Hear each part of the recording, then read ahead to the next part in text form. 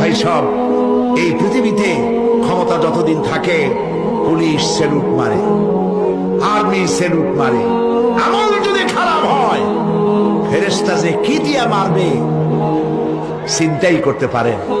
আমি লক্ষ্য করেছি পুলিশ, বিডিআর, আর্মি যখন স্যালুট দেয় দুই রকম মারে, হাত দিয়া মারে আর বুট পায় আছে এক জুতা আর এক জুতার সাথে ঠাস করে আরেকটা লাগায়।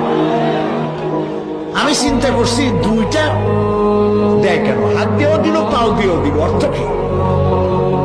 অর্থ পরিষ্কার। সরকারের মন্ত্রী, সরকারের লোক, আপনি আমার স্যালুট পাইতে পারেন, ব্রিটিশ নিয়মে মারল হাত দিয়া, আরেকটা ইশারা দিয়া দিল, মারে হতি ইশারা।